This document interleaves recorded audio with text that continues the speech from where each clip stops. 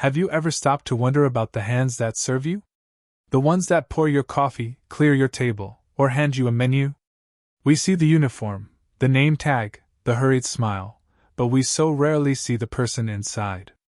We miss the stories etched into their palms, the symphonies of unspoken dreams playing behind their eyes, the masterpieces they might create if only someone thought to look. This is a story about a hand, a pen, and a world that was turned upside down because one man finally decided to see past the surface. It began on a Tuesday evening, in a restaurant where the clinking of champagne flutes was the dominant soundtrack and the price of an appetizer could feed a family for a week. The air was thick with perfume, ambition, and the quiet desperation of those paid to be invisible. Among the invisible was Elara. To the patrons of Aria, she was just another waitress. A slight figure in a starched black uniform, her brown hair pulled back so tightly it seemed to pull at the corners of her soft eyes. She moved with a practiced economy, a ghost gliding between tables, her presence only registered when a glass was empty or a plate needed clearing. She was an expert at being overlooked, a skill learned through years of necessity. Tonight, her station included Table 7, the most coveted and feared table in the restaurant, nestled in a velvet-draped alcove with a panoramic view of the glittering city. It was occupied by Arthur Sterling and his daughter, Tiffany. Mr. Sterling was a titan of industry, a man whose face was a regular feature in business journals. Tonight, however, his face was a mask of weary preoccupation. His phone buzzed incessantly on the table, a constant reminder of a corporate empire that demanded his soul in exchange for its riches. He barely tasted his food, his mind lost in spreadsheets and quarterly reports. Across from him, Tiffany was his perfect opposite. Where he was withdrawn, she was commandingly present. Dressed in a crimson dress that shimmered under the chandeliers, a constellation of diamonds glittering at her throat, she radiated an aura of bored, aggressive privilege. She treated the restaurant as her personal stage, and Elara was merely a stagehand. "Water," she'd snapped earlier, without making eye contact. "And this steak is medium rare, not medium. Are you even listening?" Elara had simply nodded, her face a placid mask. "Yes, miss." Right away, she didn't let the sting of the words show. She couldn't afford to. This job, this soul-crushing, exhausting job, was the only thing keeping a roof over her head and her younger brother in college. It was the penance she paid for a dream she had once dared to chase and failed to catch. So she smiled, she apologized, and she disappeared, just as she was meant to. The main course had been cleared, and a tense silence had fallen over Table 7. Mr. Sterling was scrolling through a series of graphic design proposals on his tablet, his jaw tightening with every swipe. "It's all the same," he muttered, more to himself than to his daughter. "Sterile. Corporate. There's no soul." He was launching a new luxury fragrance line, Ethel, and he needed a campaign that felt timeless, artisanal, and deeply personal. What he was getting from his multi-million-dollar marketing agency was clip art and soulless fonts. Tiffany, meanwhile, was oblivious to her father's crisis. She was busy composing a scathing text message to a friend, her thumbs flying across the screen of her phone. "The service here is glacial," she typed. She needed to sign a receipt for a purchase she'd made earlier, a triviality she'd forgotten until now. She rummaged through her designer handbag, a miniature treasure chest of cosmetics and credit cards, but found nothing to write with. She looked up, her eyes scanning the room with theatrical impatience. Her gaze landed on Elara, who was standing discreetly by a service station, refilling a water pitcher. Tucked into the front pocket of Elara's apron was a small, worn notepad and a simple pen. It was a plain, black, plastic fountain pen, looking utterly unremarkable, perhaps even cheap. "You!" Tiffany called out, her voice sharp enough to cut through the restaurant's murmur. She didn't wait for a response. She simply beckoned with an imperious flick of her wrist. Elara approached the table, her posture one of quiet deference. "Yes, miss? Can I get you anything?" Tiffany didn't answer. Her eyes were fixed on the pen in Elara's apron. "I need a pen," she stated, as if it were the most obvious thing in the world. Before Alara could even process the request or offer to find one, Tiffany's hand shot out. Her perfectly manicured fingers, adorned with a large sapphire ring, closed around the pen and snatched it from Alara's apron. The movement was so fast, so dismissive, it was like swatting a fly. Alara flinched, a small, involuntary gasp escaping her lips. Her hand flew to her apron, her fingers brushing the empty space where the pen had been. A wave of pure, cold panic washed over her. It was a disproportionate reaction to losing a simple pen, a reaction that went completely unnoticed by Tiffany, but not by her father. Mr. Sterling, momentarily pulled from his digital frustrations, had looked up just in time to see the entire exchange. He saw his daughter's entitlement, but more than that, he saw the waitress's face. He saw the flicker of genuine, gut-wrenching distress in her eyes before she expertly smoothed it over, her professional mask clicking back into place. For a fleeting second, Alara's world tilted. Her heart hammered against her ribs, a frantic bird trapped in a cage. That pen. It wasn't just a pen. It was a piece of her soul, the last tangible connection to the man who had first taught her that a simple line could hold infinite beauty. Her grandfather. He had been a master calligrapher, a man whose hands could make ink sing. He had given her that pen on her 18th birthday, its nib custom bound by his own steady hands.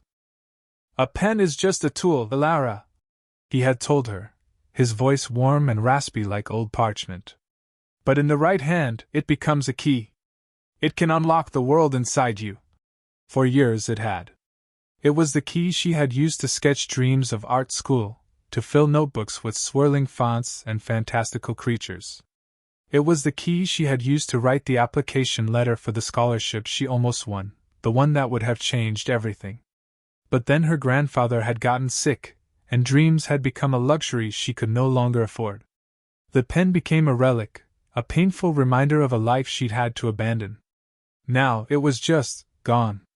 Snatched away by a girl who saw it as nothing more than a disposable tool for a fleeting thought. Tiffany, utterly oblivious to the silent cataclysm she had caused, uncapped the pen. She scribbled her signature on the credit card slip with a flourish, then, as an afterthought, grabbed a crisp linen napkin. On it, she began to write a note, likely another complaint. "The lighting in here is dreadful," she wrote, the elegant curves of the letters a stark contrast to the pettiness of the sentiment. She didn't notice the way the ink flowed from the nib, a deep, rich black that seemed to drink the light. She didn't feel the perfect, weighted balance of the pen in her hand. To her, it was just an object. When she was done, she tossed the pen and the crumpled napkin onto the table, next to her father's plate, with the same thoughtless gesture one might use to discard a used tissue. "There," she said, satisfied, and returned to her phone. Alara stood frozen a few feet away, her hands clenched into fists at her sides. Every instinct screamed at her to march over and demand it back. But the fear of causing a scene, of losing her job, was a stronger, more immediate threat. She was trapped. All she could do was watch, her heart aching, as the most precious object she owned lay discarded amidst the breadcrumbs and water rings on table 7. Mr. Sterling watched her. He saw the battle waging in her eyes. He saw her swallow her pride, her jaw tight. He saw her turn away, her shoulders slumped in defeat, and retreat to the relative safety of the kitchen. And something shifted in him. For the first time all evening, the numbers and projections faded from his mind, replaced by a simple, nagging question: why did that cheap plastic pen mean so much to a waitress? The question lingered in Arthur Sterling's mind, a small, persistent burr. He was a man who had built an empire on noticing the details others missed, a fractional shift in the market, a subtle hesitation in a negotiator's voice, a flaw in a product design that everyone else had overlooked. He had an instinct for value, and his instinct was telling him that he had just witnessed something significant, though he couldn't yet articulate what it was. He glanced at the discarded pen on the table. It looked even more mundane up close. Black plastic, a silver-colored clip, slightly scuffed from use. Nothing about it suggested it was an object of any monetary worth. Then his eyes fell upon the crumpled napkin beside it. He reached for it, intending to pass it to Alara the next time she came by, a silent apology for his daughter's rudeness. As he flattened it out, he saw Tiffany's looping, arrogant script. But it wasn't her writing that caught his eye. It was what was underneath it. Before Tiffany had snatched it, Alara had been in the middle of a thought. On the top page of her small order pad, which must have been taken along with the pen, she had been doodling. It was a tiny, almost infinitesimal sketch in the corner, no bigger than a thumbnail. It was a lettera. But it was unlike any he had ever seen. It began with a single, graceful stroke that swelled and tapered with impossible precision, like a dancer's leap frozen in time. From this primary stroke, delicate, feathery lines unfurled, weaving into an intricate pattern that was both organic and architectural. It resembled a sprouting seed, a bird's wing, and a Gothic arch all at once. It was elegant, powerful, and utterly unique. Mr. Sterling stared at the doodle, his breath catching in his throat. This tiny, throwaway sketch, this forgotten corner of a waitress's notepad, possessed more soul, more artistry, and more raw power than all the polished, expensive proposals sitting on his tablet combined. This was it. This was the soul he had been looking for. This was Ethel. He looked from the magnificent on the notepad to the cheap plastic pen lying next to it. The connection clicked into place with the force of a revelation. The pen wasn't the value. The hand that held the pen was. The waitress. He picked up the pen, feeling its surprising weight, its comfortable fit in his own hand. He looked at the nib, a finely sharpened point of steel that glinted in the low light. It was no ordinary pen. It was an artist's tool. His daughter's voice cut through his reverie. "Dad, are you even listening to me?" I said, "Should we get dessert or just leave? This place is a morgue." Mr. Sterling didn't look at her. His eyes were still fixed on the tiny, perfect letter. "Tiffany," he said, his voice low and serious. "Where exactly did you get this?" He held up the notepad. She glanced at it, annoyed. "I told you, I'd borrowed it from the waitress. What is your obsession with the staff tonight?"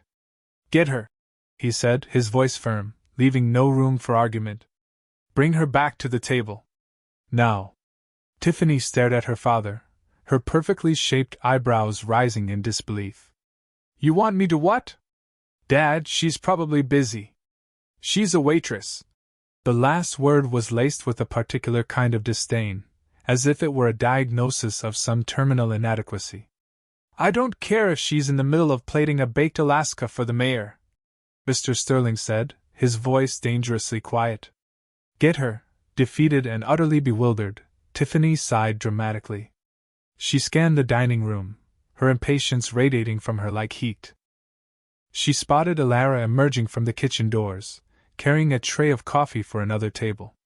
"Oh, for heaven's sake!" Tiffany muttered, pushing her chair back. She strode over to Alara, her heels clicking in angry rhythm on the polished floor. "My father wants to see you," she said, her tone making it sound like a summons to an execution. Alara's blood ran cold. This was it. The complaint. She was going to be fired. All because of that pen. Her mind raced, trying to formulate a defense, an apology, anything. But her throat was dry, her thoughts a jumble of fear. She followed Tiffany back to table 7, her steps heavy, feeling the curious stares of other diners. She felt small, exposed, a moth pinned to a board. She stopped a respectful distance from the table, her hands clasped tightly in front of her, a posture she had perfected to appear both attentive and unobtrusive. "Sir? You wanted to see me?" she asked, her voice barely a whisper. Mr. Sterling looked up at her, his eyes intense. He held out the small notepad. His finger pointed to the tiny, intricata in the corner. "This," he said, his voice resonating with a strange energy. "Did you draw this?" Alara's eyes widened. Of all the things she had expected, this was not one of them. She glanced at the doodle, a nervous blush creeping up her neck. It was just an idle sketch, a momentary escape from the monotony of her shift. "Ah, yes, sir. I was just doodling. I'm sorry if, don't be sorry," he interrupted, his gaze unwavering. Tell me about the pen. Tiffany let out an exasperated groan. Dad, this is insane. It's a pen. We're in a 5-star restaurant, and you're interrogating the waitress about her office supplies. This isn't an interrogation, Tiffany. Mr. Sterling corrected her, his voice sharp. It's an interview. He turned his attention back to Alara, whose confusion was now mixed with a fragile spark of hope. The pen, he repeated gently. Alara took a deep breath, the scent of expensive perfume and roasted duck filling her senses. She decided to tell the truth. What more did she have to lose? It was a gift, she began, her voice gaining a little strength. From my grandfather. He was a calligrapher. He taught me. The pen, he made the nib himself. It's all I have left of him. She looked at the pen on the table, a lump forming in her throat. Mr. Sterling listened, his expression unreadable but intensely focused. He nodded slowly, as if her explanation confirmed a theory he had been formulating. The sentimental value explained her distress, but the artistry of the doodle explained his own fascination. It was a perfect confluence of heart and skill. He saw not just a grieving granddaughter, but a legacy. A calligrapher. He repeated, the word hanging in the air with newfound weight. He looked from Alara's nervous face to his daughter's scornful one, and then back to the tablet displaying the bland, corporate logos that were supposed to represent his new brand. An idea, bold and unconventional, began to form in his mind. He was a man of calculated risks, but this felt different. This felt like destiny. I have a proposition for you, he said to Alara, ignoring Tiffany's sputtering indignation. I need a design. Something with elegance, with history, with soul. He gestured to the tinea on the notepad. Something like this. Alara stared at him, her mind struggling to keep up. A proposition? A design? Was this a joke? Was he mocking her? Sir, I don't understand. I'm a waitress, she said, the words tasting like an admission of guilt. That, Mr. Sterling replied, a faint smile touching his lips for the first time that night, is a temporary condition. What you are is an artist. Tiffany finally found her voice. An artist? Dad, be serious. She draws in a notepad. You can't be thinking of hiring her for the Ethel campaign. We have the best agency in New York working on it. An agency that has given me nothing but recycled garbage. He shot back, his patience finally snapping. He turned his full attention back to Alara, his eyes locking with hers. He was issuing a challenge, not just to her, but to the assumptions of everyone in the room. Prove her wrong, he said softly, his voice a low rumble. He pushed a clean, crisp linen napkin across the table towards her. Then, he picked up the black fountain pen and held it out. Show me. The entire world seemed to shrink to the space between them. The pen, the napkin, the weight of his expectation. Alara's heart was a drum solo in the silent theater of her chest. This was impossible. This was a dream. Or a nightmare. Her hands trembled. All her insecurities, all the failures, all the times she'd been told her art wasn't practical, wasn't profitable, wasn't enough, came rushing back. But then she looked at the pen. Her grandfather's pen. The key. And she heard his voice in her memory, warm and encouraging. In the right hand, it can unlock the world inside you. Her trembling fingers closed around the familiar, worn plastic. The weight of it settled in her palm, a comforting anchor in a sea of uncertainty. She took a deep breath. She could do this. She had to. With the eyes of the two Sterlings and several curious onlookers from nearby tables fixed on her, Alara uncapped the pen. The small, metallic click echoed the sudden focus in her mind. All the fear, the noise, the self-doubt, it all faded away. There was only her, the pen, and the blank canvas of the napkin. Her other hand instinctively flattened the linen, smoothing its slight texture. She paused for a moment, her eyes closed, visualizing the shape, the flow, the energy of the word her grandfather had always said was the most beautiful, grace. Her hand began to move. It started with a slow, deliberate pressure, the custom ground nib biting ever so slightly into the fabric of the napkin. The first stroke was a sweeping, majestic curve, the capital G. The ink flowed out in a perfect, unbroken line of deep, velvety black. It wasn't just writing, it was sculpting with ink. She moved with a speed and confidence that belied her trembling hands from moments before. The letters flowed one into the next, a seamless dance of thick downstrokes and impossibly thin upstrokes. The R looped elegantly, though it was a perfect, harmonious oval, the C a crescent moon. For the final E, she added a flourish, a delicate swirl that extended from the letter, blossoming into a subtle, intricate design reminiscent of a single, unfurling fern frond. It took less than 30 seconds. When she was finished, she lifted the pen. The napkin sat in the center of the table, transformed. It was no longer a piece of disposable linen. It was a work of art. The word grace seemed to hum with a life of its own, radiating a quiet power that was both ancient and modern. It was the essence of everything Mr. Sterling had been searching for. A profound silence fell over the table. Tiffany, who had been ready to scoff, was speechless. Her mouth was slightly agape, her eyes wide with a dawning, horrified awe. The casual, almost contemptuous disdain she had felt for the waitress was being systematically dismantled by the undeniable genius on the napkin in front of her. She looked from the napkin to Alara, and for the first time, she truly saw her. She saw the focus in her eyes, the smudge of ink on her finger, the quiet dignity that she had mistaken for subservience. Mr. Sterling leaned forward, his elbows on the table, his eyes devouring the design. He picked up the napkin with a reverence usually reserved for a signed treaty. He saw his entire campaign, his brand, his vision, encapsulated in that single, perfect word. He let out a slow breath he didn't realize he'd been holding. He looked up at Alara, and his face was alight with the thrill of discovery. "My office. Tomorrow morning. 9 o'clock, he said, his voice thick with emotion. He reached into his jacket and pulled out a business card. "Don't bring a resume. Bring this," he gestured to the napkin, then to the pen in her hand. "Bring your soul." He looked at Tiffany. "And you," he said, his voice stern, "will learn the difference between price and value."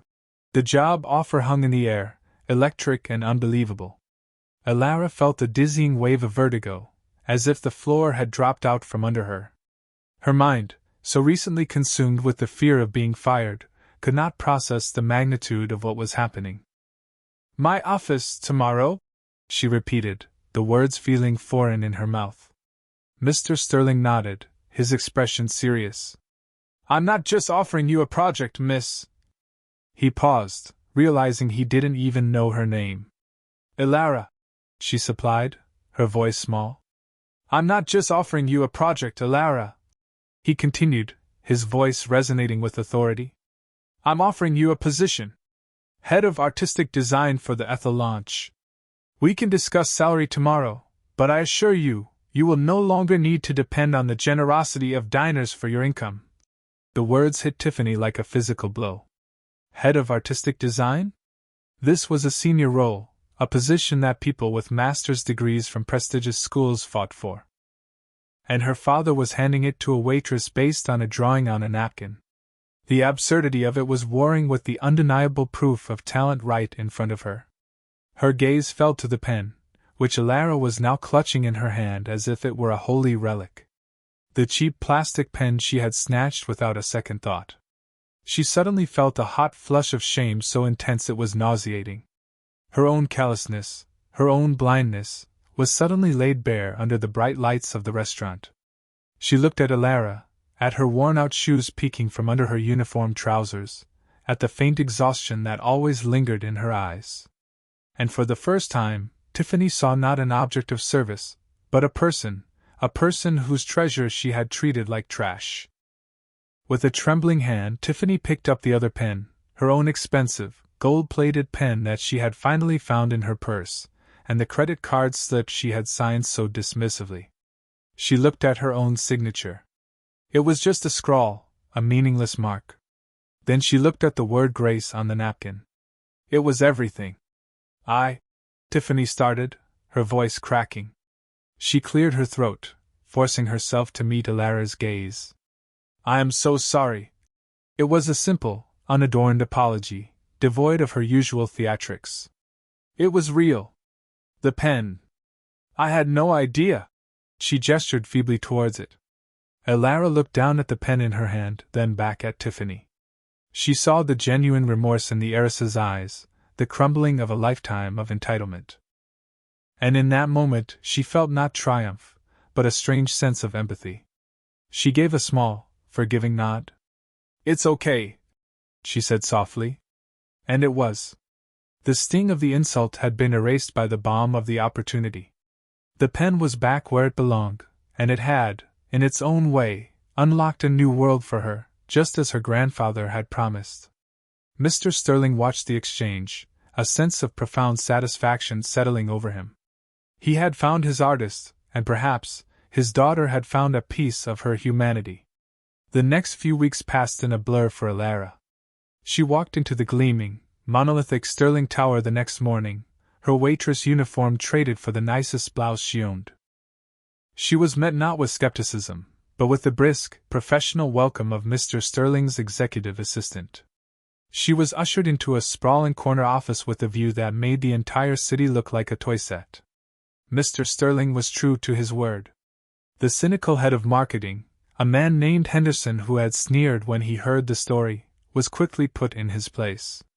"Henderson," Mr. Sterling had said calmly in a board meeting, holding up Alara's napkin sketch. "Your team of 50 has spent 3 months and $2 million to produce nothing. This woman, with a napkin and a pen, produced our entire brand identity in 30 seconds. She is in charge. You will give her whatever she needs. Is that understood?" Henderson, red-faced and humiliated, could only nod. Alara was given a studio, a sun-drenched room with huge drafting tables, every kind of paper imaginable, and jars filled with inks of 1,000 colors. But she found herself returning, again and again, to her grandfather's pen and a simple bottle of black ink. It was all she needed. Her art, so long suppressed, poured out of her. She designed the logo, the packaging, the font for the advertisements. Every line she drew was imbued with the soul Mr. Sterling had been searching for. The Ethel campaign was a staggering success. It was lauded for its authenticity, its return to classic elegance, its human touch in a digital world. Critics praised the breathtaking calligraphy that formed the heart of the brand. Alara, the invisible waitress, was now the celebrated artist behind a global phenomenon. Her story, carefully curated by the Sterling PR department, became a modern fable of hidden talent and unexpected opportunity. She was featured in design magazines, her face looking out from the glossy pages with a newfound confidence. She had paid off her brother's tuition, moved into a beautiful apartment, and for the first time in years, she felt like she was breathing freely. One afternoon, there was a soft knock on her studio door. It was Tiffany. She was dressed simply, in jeans and a sweater, the armor of diamonds and designer labels gone. She looked hesitant, almost shy. In her hand, she held a copy of a famous art and design magazine. On the cover was a stunning photograph of the Ethel perfume bottle, with Alara's calligraphy artfully faded into the background. "I saw this," Tiffany said, her voice quiet. "It's beautiful. What you did. It's everywhere. And it's all because of you." Alara smiled, a genuine, warm smile. "Thank you, Tiffany." An awkward silence fell between them, thick with the memory of their first meeting. Tiffany broke the silence, her eyes cast down at the floor. "I was a monster that night," she said, the confession raw and unvarnished. "I think about it all the time. The way I treated you, the way I just assumed. I assumed you were nothing because you were serving me." She finally looked up, her eyes glistening with unshed tears. "I was the one who was nothing. Just a spoiled, empty person. You had all this magic inside you, and I was too blind and stupid to see it." Alara felt a pang of sympathy for the young woman in front of her. She saw not an antagonist, but a person who was beginning a difficult, painful journey of self-awareness. "We all make assumptions," Elara said gently. The important thing is being willing to see when we're wrong. Tiffany nodded, wiping at her eye with the back of her hand. My father, he said he saw your soul. I just saw a uniform. He's trying to teach me to look for the value in people, not their price tags. She took a deep, shaky breath, as if steeling herself for something. I know this is a lot to ask, she began, her voice trembling slightly. And you have every right to say no. But could I have your autograph? Elara's eyebrows rose in surprise. My autograph? Tiffany nodded quickly. Not on the magazine, she clarified, shaking her head. That feels commercial. It's not about the campaign. It's about the art. It's about you. She reached into her bag and pulled out a small, simple piece of high-quality cardstock, clean and white. Could you sign this for me? So I can remember. So I never, ever forget to look again. It was a moment of profound, perfect symmetry. The spoiled heiress who had once snatched a pen out of entitlement was now humbly asking for its signature. Elara's heart swelled. She walked over to her main drafting table, where, in a place of honor, sat her grandfather's pen. She picked it up, the worn plastic familiar and comforting in her hand. She uncapped it and turned to Tiffany. What do you want me to write? She asked. Tiffany thought for a moment, then a small, sad smile touched her lips. Could you write the word grace? Elara smiled. With a steady hand, she brought the nib to the paper. Once again, the ink flowed, creating the beautiful, powerful word, a testament to second chances, to hidden beauty, and to the grace that can be found in the most unexpected of places. She handed the card to Tiffany, who took it as if it were the most precious diamond in the world. So, the next time you find yourself looking past the person filling your water glass or sweeping the floor, stop. Take a moment. Look closer. You never know what worlds are hidden behind a tired smile, what masterpieces are waiting to be created by a hand you almost overlooked. True worth isn't worn on a sleeve or displayed in a bank account. It's etched into the soul, waiting for someone with the heart to see it. Share this story with someone who needs a reminder that everyone is fighting a battle you know nothing about, and that a little bit of grace can change a life. Look for the artist inside the uniform. You might just find them.